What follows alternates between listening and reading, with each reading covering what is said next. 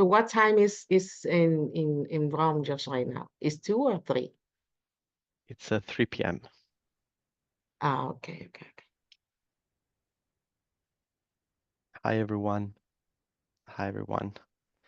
Let's wait a couple of minutes to allow other participants to join today's session, and then we will start shortly.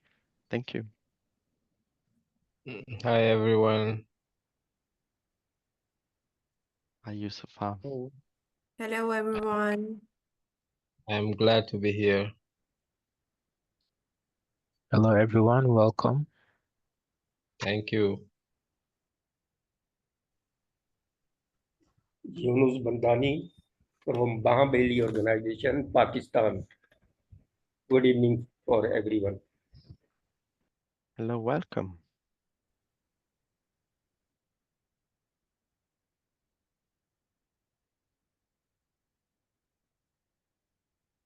I'm Yusufa from Gambia, West Africa. Good evening. Good evening. Good afternoon. Welcome, Yusuf. Thank you. We can all maybe share in the chat while we wait another minute where we are from and what is our organization as educators. Thanks.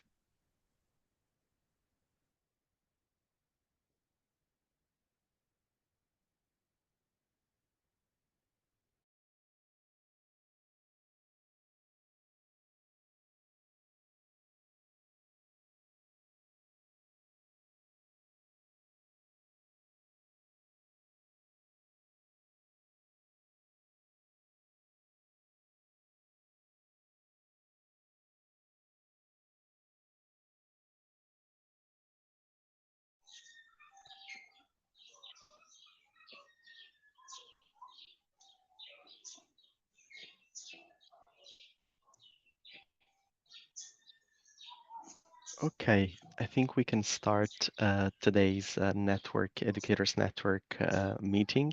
Hi, everyone. Many of you may know me. I'm David. I'm a youth education specialist here at the World Food Forum Global Youth Initiative in the Office of Youth and Women in the Food and Agriculture Organization of the United Nations, FAO. I will be the moderator of today's session. And in terms of agenda, I'm providing now some welcoming and introduction to all our educators and speakers for today.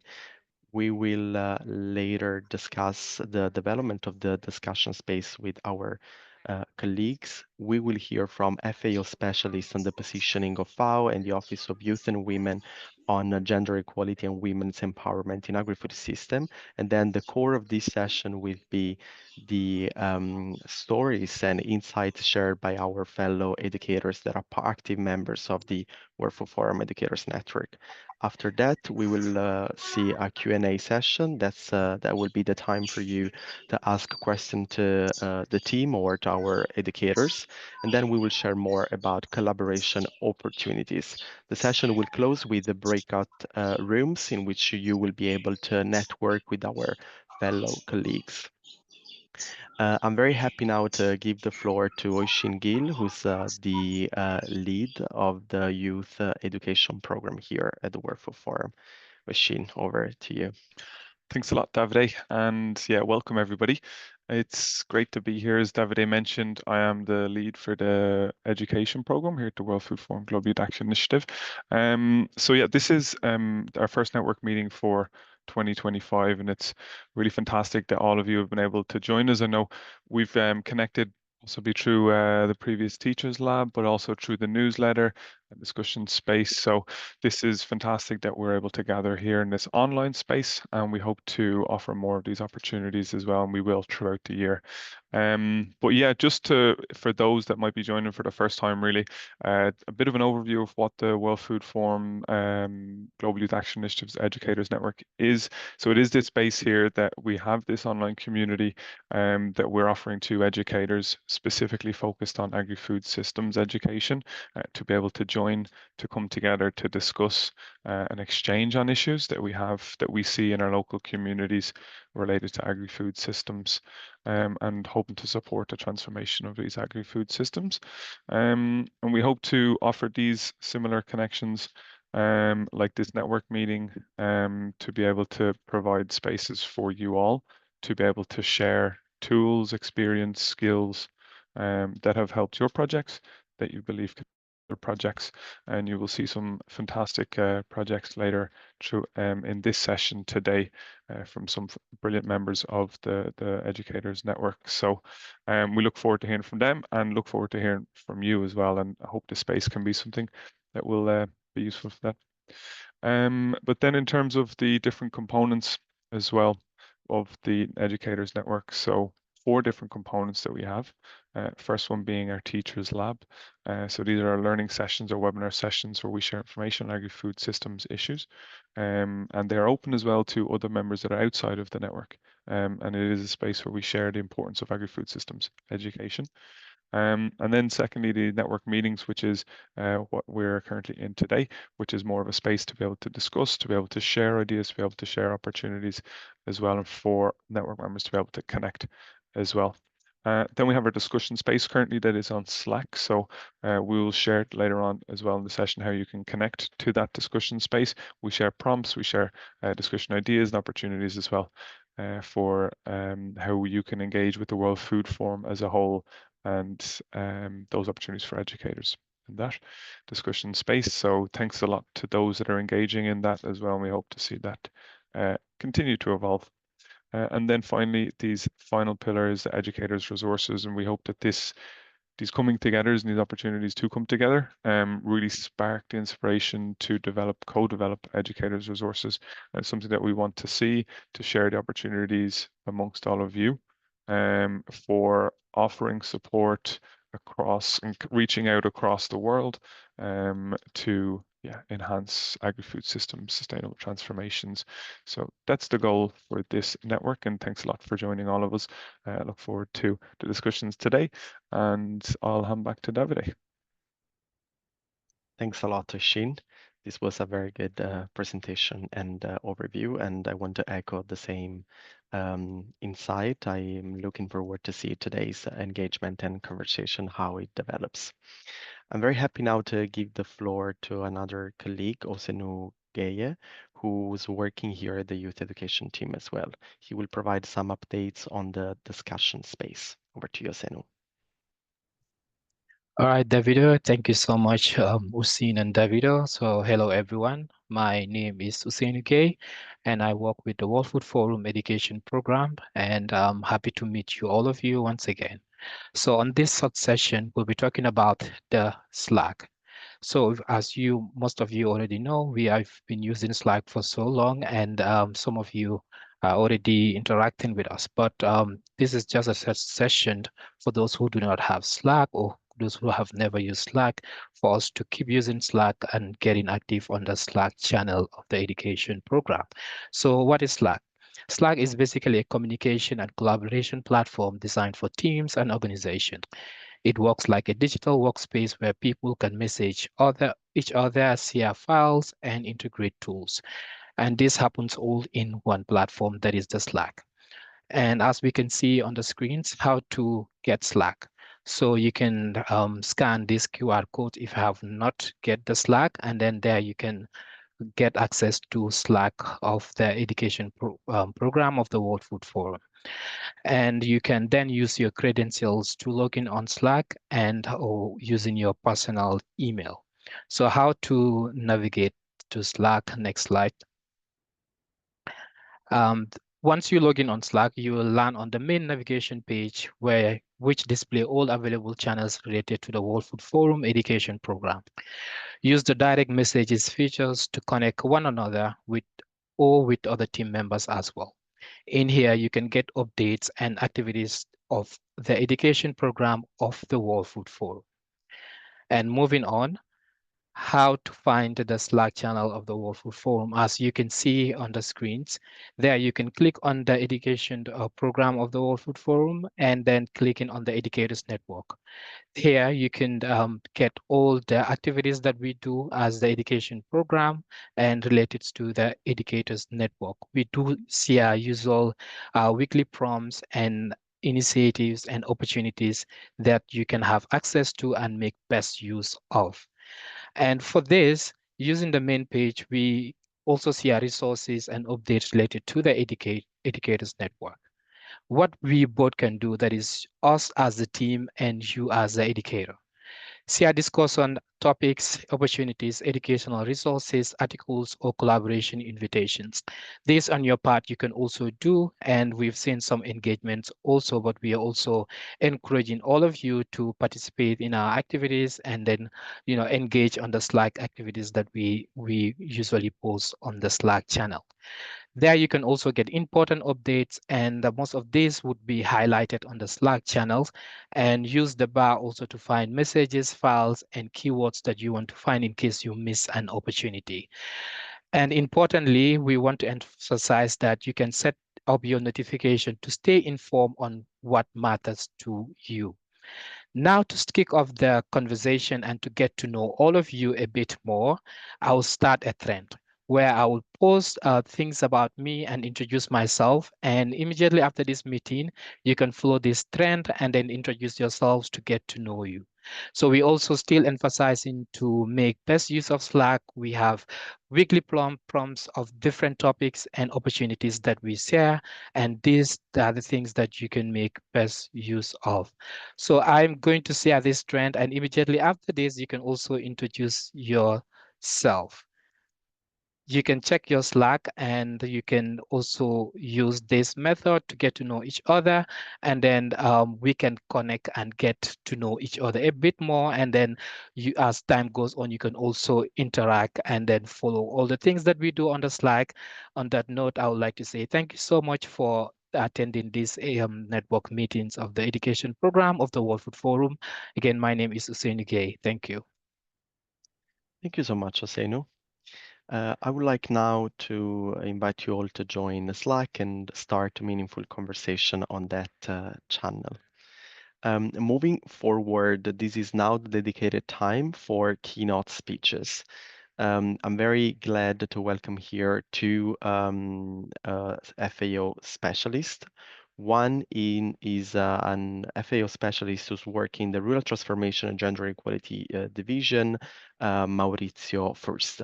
His work focused on gender mainstreaming in the areas of biodiversity management and climate change through capacity development, policy support, collection of sex-disaggregated data, and knowledge generation. Our second speaker of today for this segment is Martina Borrello. She's a Women's and Affairs Specialist at the FAO Office of Youth and Women. Within the context of the World Food Forum Youth Initiative, she coordinates effort focused on young women and leads the integration of gender perspective across the various World Food Forum Youth Initiative programs. Over to you, Maurizio and Martina. Thank you, Davide. So I'm very glad to be here, and I will start by saying a few words on why gender equality and women's empowerment matter to FAO. So the data that you can see on this slide is from the report on the status of women that was published by FAO a couple of years ago. And through this report that I invite you also to read and consult, we can see that in Agrifood food system, there are some persisting gaps between men and women that regard in particular, for example, food security, which is higher for women than compared to men. Farm productivity, you can see that, for example, female managed farms are 24% less productive compared to men farms, and also that in all the countries almost where data is available, we can see that ownership and secure land tenure rights are more difficult for women compared to men. You can see the pile of coins. For every dollar made by men, women earn only 82 cents in working agriculture. And we can also see a very important figure which is related to the time that women spend on average in unpaid work, which is double compared to the time spent by men, which results on a very busy time schedule for women, And all these gaps are linked to the social norms in a rural community that made women have less access to land, the input services, and technology. You can go to the next slide. Because of these gaps, for FAO to achieve a world free from hunger, malnutrition, and poverty, which is the vision and the mandate for FAO, we recognize that gender equality is essential. It's key to achieve the mandate, which not only means that we need to focus on women, but also on men, young women. So we really see all these categories when we speak about gender. And FAO is also responsible for the SDG indicator on gender and lands under target 5.A. You can go to the next slide. Okay, I think this slide is a bit messy, but we have a gender policy in FAO which goal is achieve equality between men and women. And to achieve this, we have 4 objectives, which are about equal voice in decision making and power, equal access to natural resources, equal access to services and decent employment. And the 4th one is about reducing women's time burden, which is something that we have mentioned earlier. Next slide, please. Thank you. So now I will try to give 2 short examples on how the work on gender can be linked to the work on education.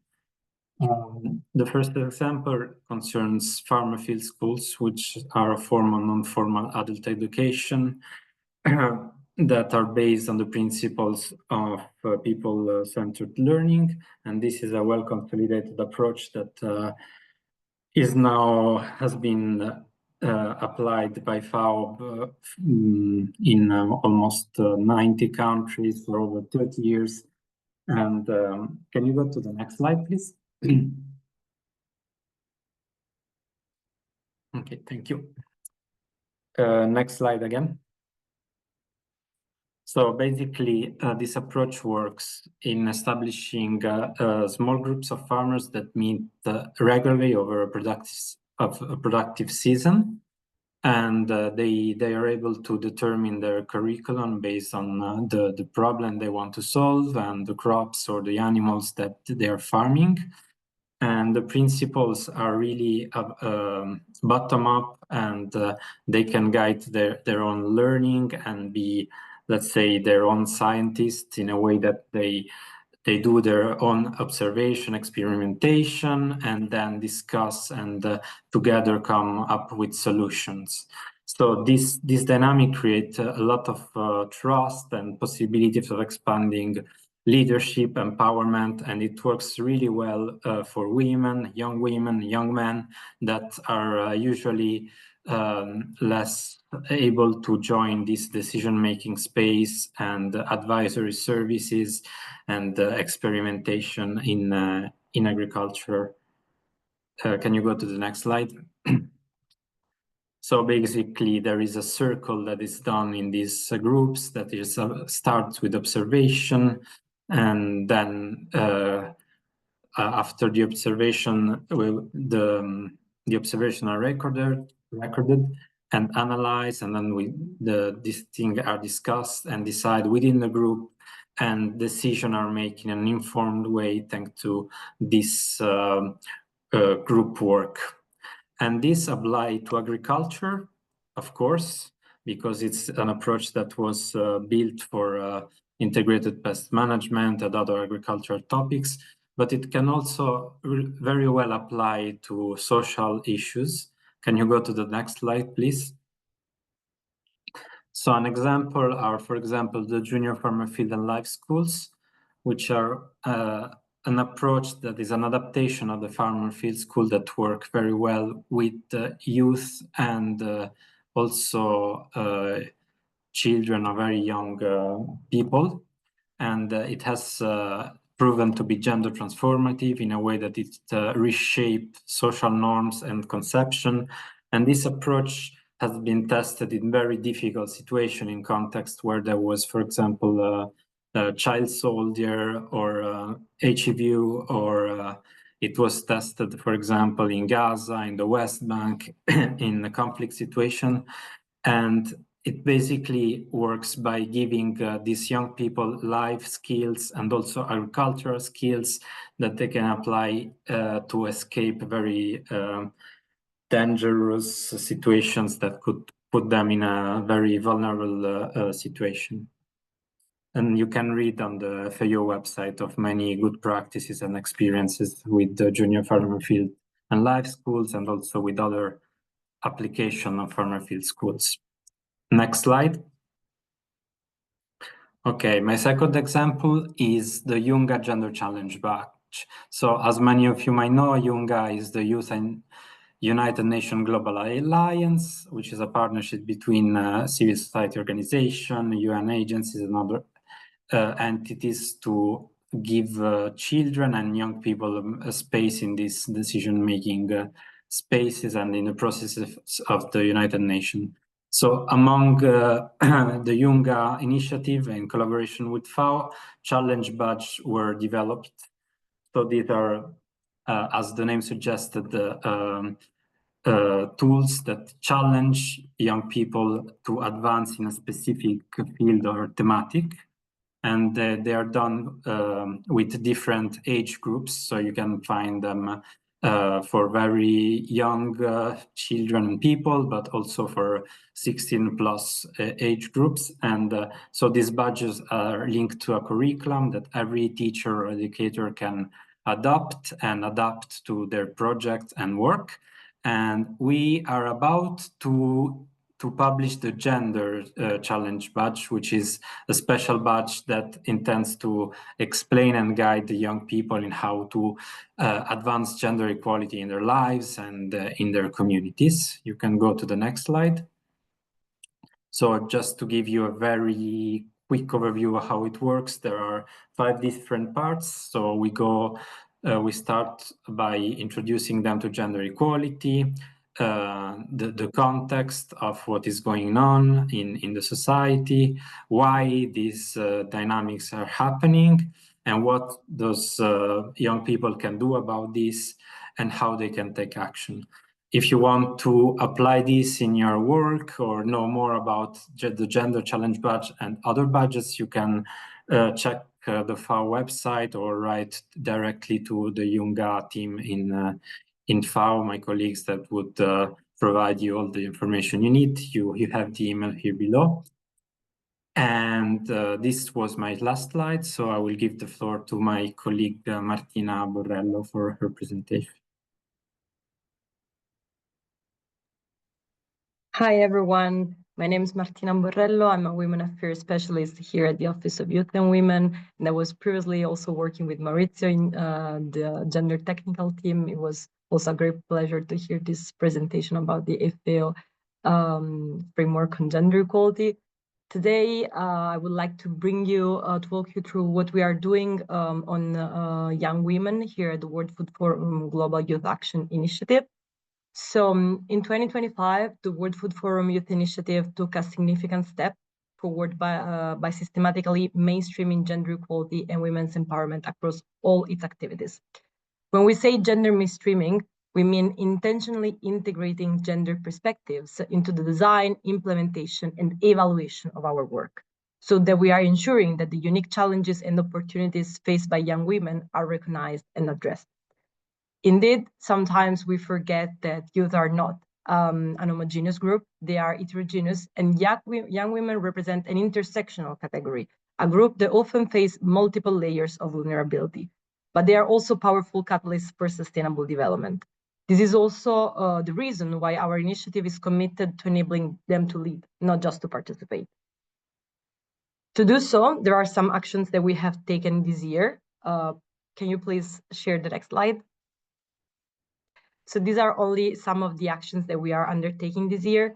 First of all, through our World Food Forum Youth Assembly, which some of you might know also because we had already the participation of some educators in some of our sessions, we are conducting a youth-led consultative process, where we are focusing exactly on how SDG 4 and indeed quality education and training opportunities and SDG 8, so economic growth and decent work, can be leveraged to empower young women in agri-food system. This consultation included high-level platforms like the Commission on the Status of Women, the EcoSoc Youth Forum, and we also have an open call for input, which is still ongoing, where I invite you all to contribute and to share what are, according to you, the priority areas for youth-led action to empower young women in agri-food systems. Then we are also conducting dedicated studies. Indeed, our young scientist group, which research aligns with FAO for Betters, also has one group which works on FAO Better Life objective, and of course, consequentially on gender equality and women's empowerment. In this case, the research aims to provide data-driven insights that guide our work and our actions. We are also conducting a number of gender-sensitive and responsive capacity building. For example, a series of masterclasses for our youth cohorts on how to integrate gender perspectives into their projects, initiatives, and also leadership approaches. Once again, for us, it's very important to focus on education and training opportunities, also when it comes to giving the tools for integrating a gender perspective in our everyday work. We are also organizing a number of networking events for young women researchers, entrepreneurs, and leaders in agri-food systems. To see more senior women in leadership positions or in research positions is what closes, according to us, the aspirational gap. These gatherings connect young women with experienced women mentors who can serve as role models and inspire confidence, ambition, and action. And in this context, this very session is part of the same umbrella of idea to inspire, connect, and empower people. We must equip young women not only indeed with the knowledge, but also with the tools and networks to transition from learning to leading. You, as educators, have the role of catalyst, creating inclusive, transformative spaces where young women can feel seen, heard, and also capable of shaping their futures. Whether in a formal or community settings, your influence extends far beyond the curriculum because your role is what inspires young women to lead. In this shared mission, education becomes not only a right, but a starting point for leadership. Above all, I just want to highlight that our approach recognizes that youth empowerment must be intersectionally aware, and we cannot address youth issues without addressing gender. This is also why I invite you to recenter gender, the young women at the center of the youth and gender discourse, but also to listen carefully today and find new entry points for empowering young women in your daily educational activities. I'm very glad to be here today. Once again, thank you for hosting me, and I look forward to the conversation. I'm leaving in the chat both the call for inputs and also my email. So if in any case you want to reach out to discuss young women empowerment educational activities, very happy to. Thank you so much, Martina and Maurizio, for this presentation and for describing and guiding us through the work that FAO does. And thanks, Martina, for stressing the important role of education, of course, intersectionality that we operate in our office. I would like now to move to the next session where we will hear directly from educators from our network. I'm very glad to introduce you to our two educators that will present today. Our first speaker will be Judith Castellano. She's a researcher, entrepreneur, and educator passionate about remaining entrepreneurship as a transformative force for systematic change. Her work focuses on mainstreaming gender, advancing biodiversity conservation, and developing both entrepreneurs and entrepreneurial ecosystem, especially in rural context. She's the creator and intellectual property holder of FemPower methodology, an entrepreneurial educational platform that uses tailored tools and board games to teach entrepreneurship to rural women through an adultment approach. Our second speaker is Alia Azizi. She's currently pursuing her master's in global economy and business at the University of Cassino in southern Lazio, and she's the founder of Hope in Action. a youth-led organization focused on empowering Afghan women and girls, promoting education and supporting vulnerable communities through emergency assistance and sustainable development. With a background in economic and experience in supply chain sustainability at the World Food Programme, she's here with us today. So I invite now Judith to take the floor for her presentation. Thanks a lot. Thank you. Thank you. Morning from Mexico. Yes, we are FemPower Mexico, now evolved into FemPower Latam this year. We're a social initiative that equips rural women and youth girls with the knowledge, skill, and tools in entrepreneurship and technology, so to become entrepreneurial leaders who regenerate our planet and economy. So over the past 6 years, we've educated more than 1,400 rural women across Mexico. And well, I'm the founder director. Next slide, please. So today I'd like to share best practices on how we support these rural women through gender-responsive agri-food systems education.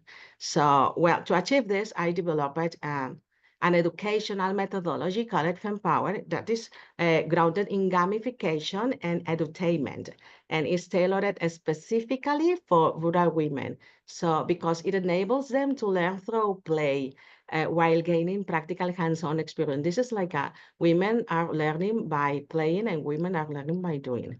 So our training develops, as you can see in the photos, key skills across a pyramid of core areas.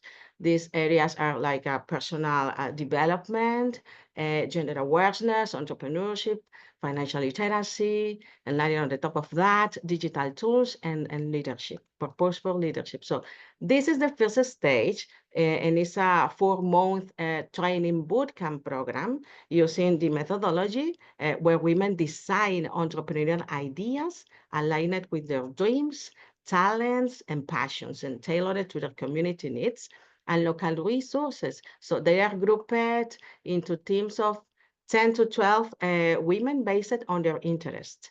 But the entire skill building process takes place during this 4-month bootcamp, where women engage in board games and prototyping in makerspace or activities in our innovation lab. So, and the second stage, which is the final, and it's at the end of the bootcamp, is where we host a tournament using a board game. I decided to simulate this real-life entrepreneurial journey in rural settings. And there is a winning team. So the winning team of 10 women received full seed funding to launch their ventures, and either individually or as a community-based enterprise. This depends about the connection they have been building, those women, they have been building as a team during the program. And all of other teams who complete the program receive a support grant depending on project budget and donor agreements, of course. So next slide, please. So today I want to share one of the most outstanding ventures that emerged from the FemPower programs.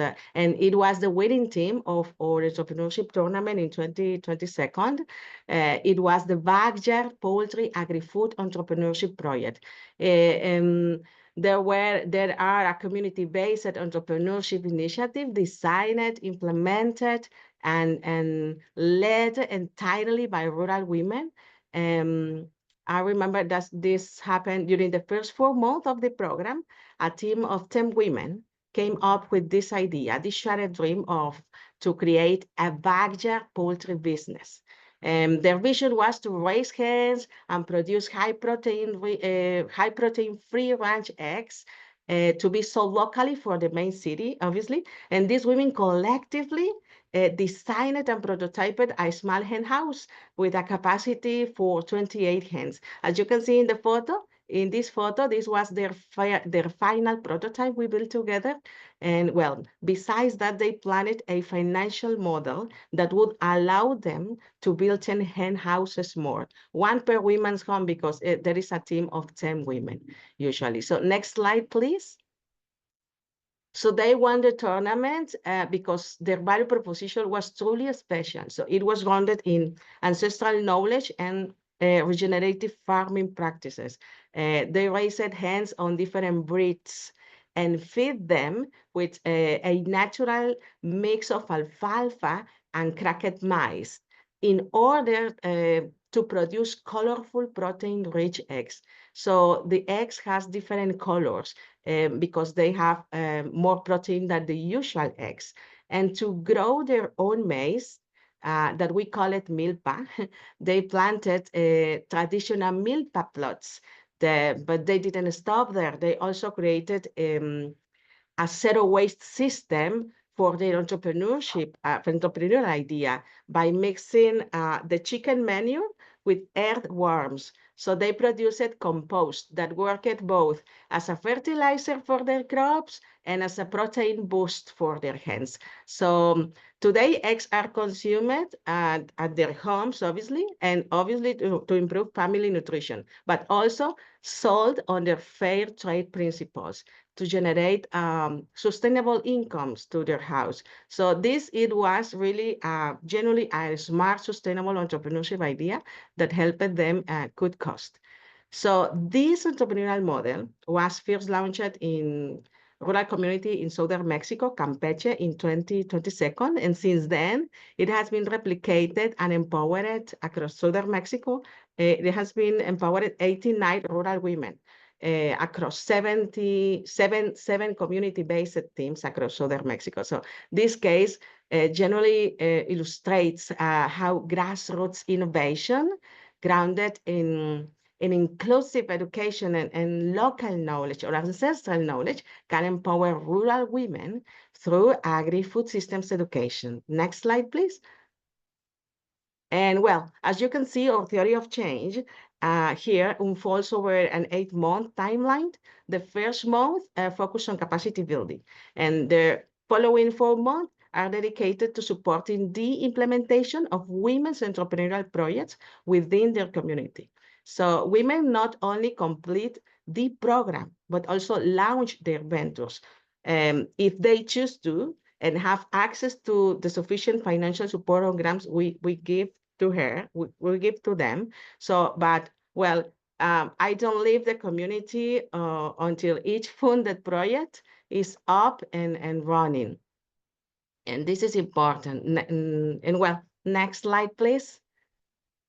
And well, finally, well, I like to leave you with a popular quote I've reimagined, one that captures not only what we do at FemPower, but why I do this in my life. And you know, this quote is by the Chinese philosopher Lao Tzu, that says like, give a person a fish and you feed them for a day, teach a person to fish and you feed them for a lifetime.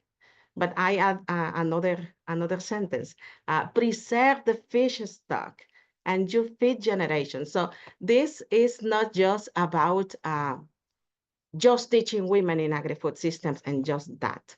It's about ensuring they have the knowledge, but the tools and the leadership and the resources to regenerate the pond and lead their communities and build futures, a better future with dignity and opportunity are abundant and shared. So that's it. If you want to collaborate with me globally, I'm open for collaborations. We have an upcoming call application for leadership ambassadors when we'll be selecting potential leadership ambassadors globally to offer free training to implement this methodology in their community or another country. So please reach me, send me an email. I think Davide you have my email, so you can share my email, so you can ask me for more information about this leadership ambassadors application. Is free. So obviously this is for a better opportunity and collaborations with you. Thank you. Bye-bye. Thank you thanks a lot, Judith. Your words came across super powerfully, and that's exactly what this network is meant to do. So thanks a lot for sharing your story, your perspective, and describing your work. And again, I want to reiterate what you said. The people can get in touch with you, and that's another purpose, of course, of this network. And in the slide that is currently sharing, there's your email address, of course. Thank you. So I think we can move forward with our next speaker. So I want to invite now Alia Azizi to take the floor to navigate us through her organization and the initiative that they are currently running, Hope in Action. Over to you, Alia. Thank you so much. Hi, everyone. My name is Alia Azizi, and I'm the founder of Hope in Action organization. It's an honor to be here today, and thank you for giving me the opportunity to share the stories and our work. So let's get into slides. Yes, we have the introduction at the first, so we can go with the introduction. The next slide, please. Yes. Hope in Action, it's a community organization dedicated to empowering Afghan women and girls through education and support, and we provide emergency assistance to vulnerable individuals and family, especially in the conflict areas, and to those who are facing extreme poverty. And also, along with that, we have the Agrifood system education, where we teach and train women and the skills in the farming, nutrition, and food preservation, and as well an Agri-Food initiative like home-based farming, nutrition awareness. And yes, next slide, please.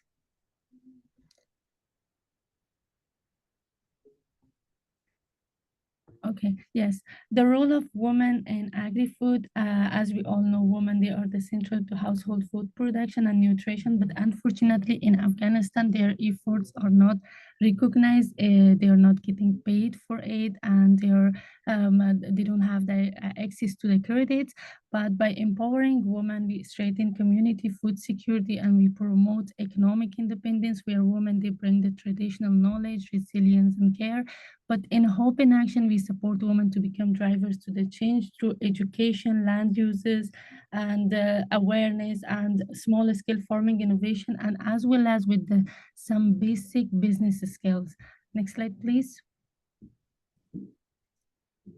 So here is our impact areas that at Hope in Action, our work focuses mostly, our priority is education and literacy, where agri-food training and education is the main core of our mission.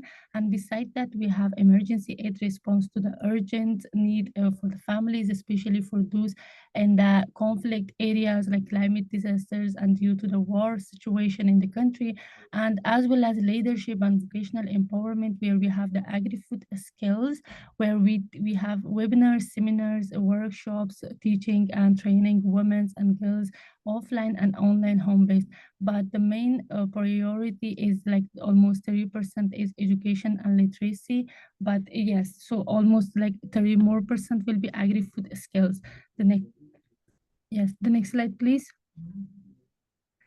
The key challenges right now in Afghanistan that the women are faced in agri-food and education in the both. Unfortunately, as you may all aware of the right now situation, that the lack of access to education, which is due to political situations in the country right now, women and girls, they are banned from schools and they're working. The like education and freedom to work are the most urgent, and 90% of the population, women, they are facing cultural restrictions on women's work, especially from the local society, from the people, and they are facing multiple layers of the barriers like social, political, and economic, even without family support. And unfortunately, 70% of population Afghan women, they are struggling with the depression and anxiety and mental illness, that these challenges are often invisible, but deeply it impact daily life and their future choices, especially in decision making. And the rest, they are facing the lack of access to the lands and resources and the tools, that they don't have the access to the lands, especially in the rural areas of the provinces in the country, and they don't have enough resources and tools. Next slide, please.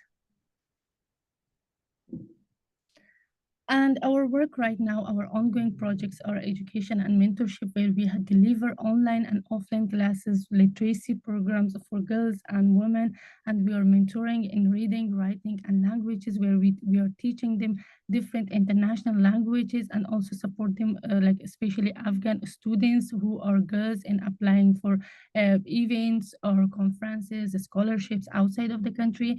And as well as beside that, we have basic training in gardening, nutrition, and food safety, where women, we support them to grow and prepare food at home, especially in the gardening, there where they can grow the vegetables at home, and as well as distribution of the food kits and awareness on the healthy diet, especially for the girls, and also the emotional literacy sessions for women, because we believe that the inner strength and confidence are the key of the resilience.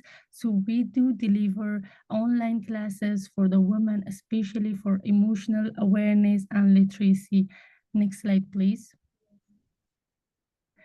This is what we do, and these are the pictures, for example, our experiences where women, they were not allowed to send their original pictures, so that's why we took other pictures for that. But we do have offer community support and resilience, where women, they share their labor, their food, and their hope in the village where they are working together. And beside that, our education in action, where we have offline home-based classes, where we are teaching them in secretly, because of the right now situation in there, which they are not allowed to go to schools and universities or access to the educational materials. They are attending our nutrition and home-based classes, where we deliver them the basic knowledge and classes that we have.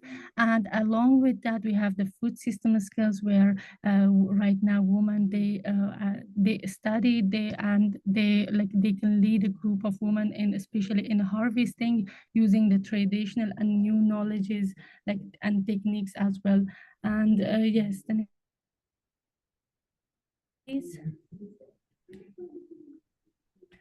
And our experiences. So let me take a minute to share the experiences of the organization, where women who join the basic literacy programs, they are now mentoring others, teaching others, while also participating in the community decision making, especially in the families and in the households. And after learning how to grow food and preservation of it, women, they have started selling dry fruits and saffron in the local markets. And as well as women, they are engaged in learning and earning in the community. What I mean in here, by selling dry fruits and saffrons, we are helping them in making them in communicating with the local events, where teaching them with the basic trainings on packaging the productions as well, where they are helping and they are selling the food and homemade the goods that they are making at home. They can sell it online or either in the local events. It's not only about to boost their income, but it's also the opportunity, the confidence that they have. The next slide, please. And the last slide is our journey, where it began with the mission to support the Afghan women through the education, the food, and emergency aid, where it's needed the most right now in the country. And it leads us to teach on how to grow their own food, to care for their families, and to share the knowledge that they have within their communities and with the other local people around themselves. And we have delivered training in home gardening, nutrition, food safety, and sustainable practices, even in the conflict areas and zones in the country. And especially, it's all in the rural villages of Afghanistan. And also, we are supporting women not only in producing food, but also in selling their products, like, as I mentioned before, dry fruits, saffrons, and homemade goods that they have the access to it. And the next. Thank you so much. Thank you so much for your time. And yes, there is the email and Instagram. If you anyway, we are open for collaboration, and you can email us. And yes, thank you so much for your kind attention, and thank you. Thank you so much. Thanks a lot, Alia, for sharing your organization's mission. It's so good to see the community support that you're providing to the Afghan women here. This is all from our educator side for now. I just want to also share with you that we were supposed to also be joined by another educators that unfortunately cannot make it. Her name is Maureen Chesang, and she's the director of Indigenous Women and Girls Initiative. We will share more information on the discussion space. We can now move forward to our Q&A session where I ask you to write in the chat any questions that you may have or use the Q&A function here on Zoom. You can also redirect the question directly to the speaker if you have any.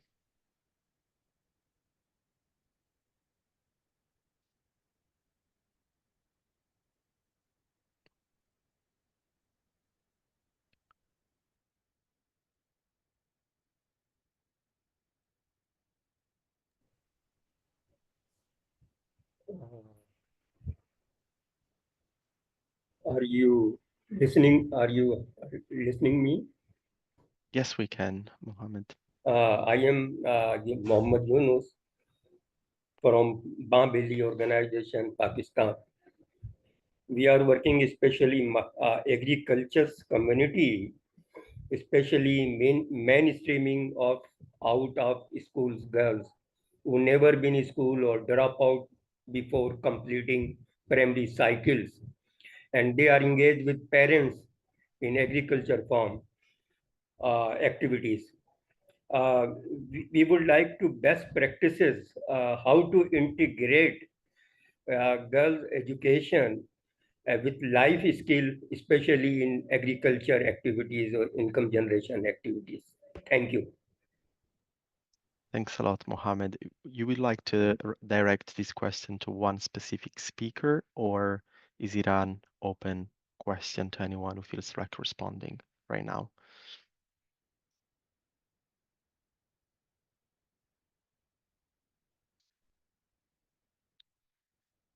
Okay, maybe Maurizio or Martina can address this one. It was related on which practices educators can take to integrate the agri-food system education, focus on gender equality and women's empowerment in their classroom settings.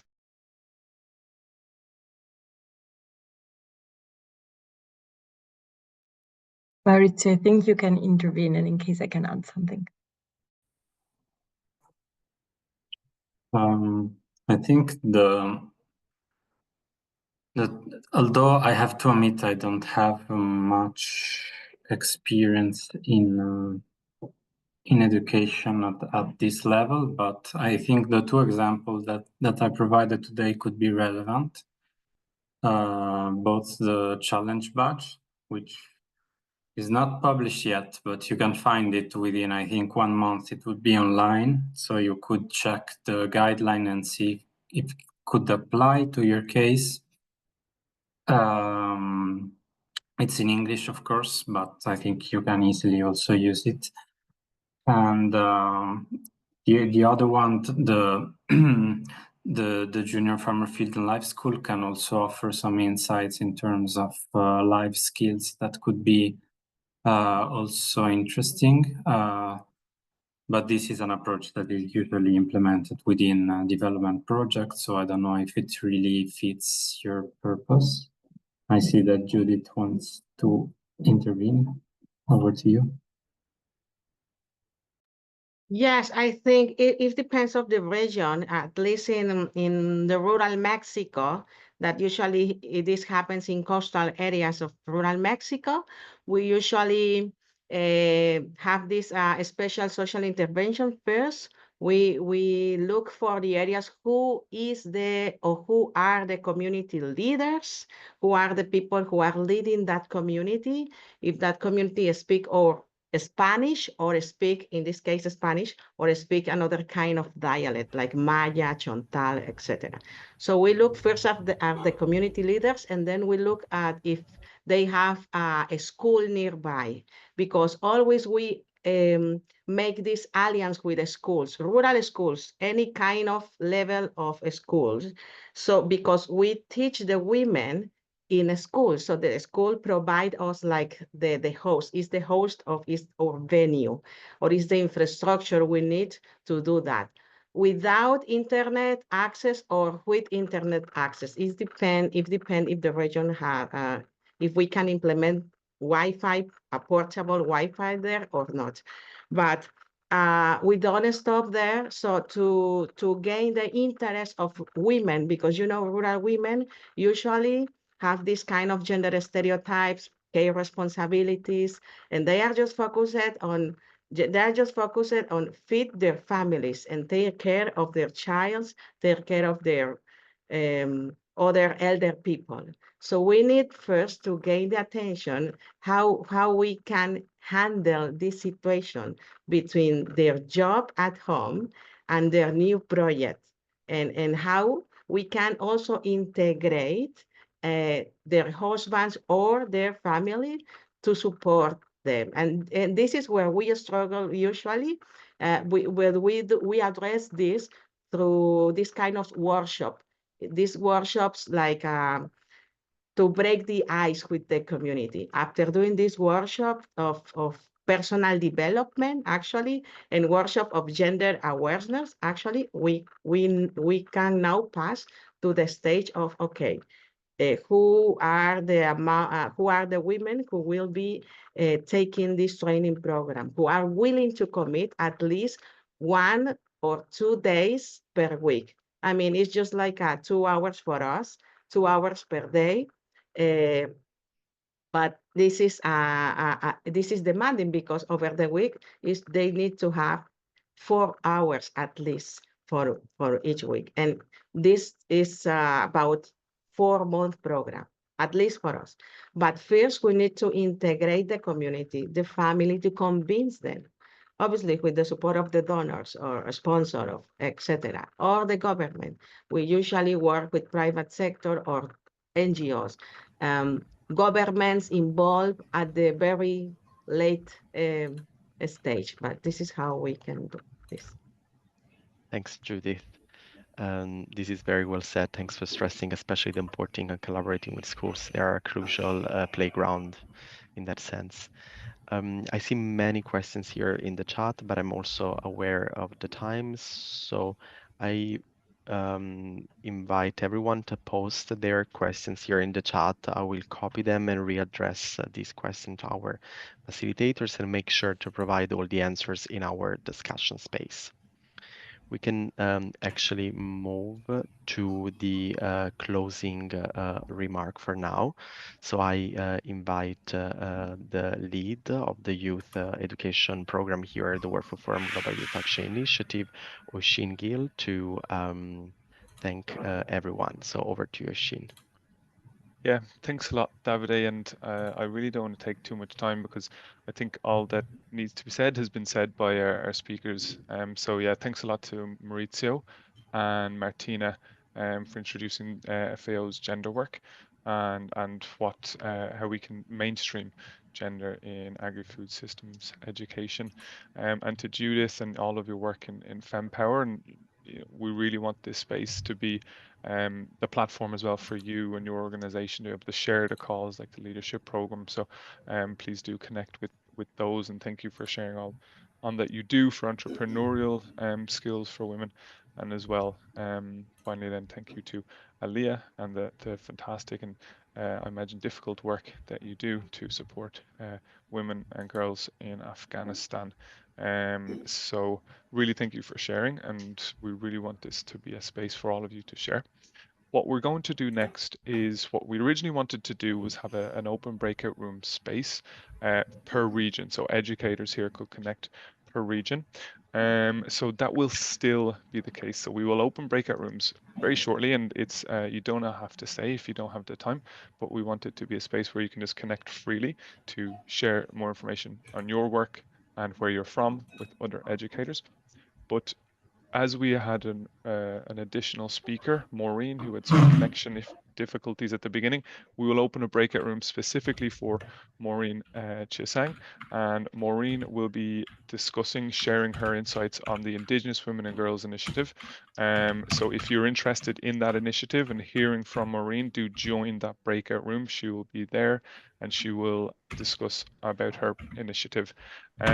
So thank you, and please do join the breakout rooms if you're interested in just openly discussing with educators from your region. Join those, but if you want to hear from Maureen Chisang and the Indigenous Women and Girls Initiative that is based in Kenya, please do join that one. So thank you everybody for joining us, and we do hope you to connect further as well in the discussion space and to share more opportunities as well for you and all of your colleagues. But yeah, I think Davide, you will open the breakout rooms.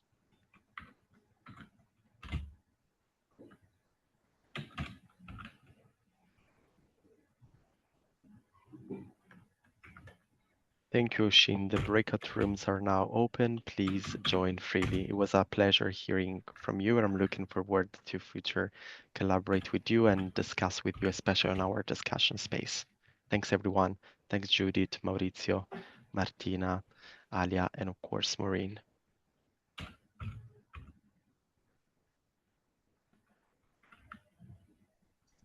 Don't you have a group photo? Hello. Hi, John. Yes, we can take a screenshot picture from A your group. screen. A group. Yes, Yeah. Yeah. feel free. Absolutely. Okay.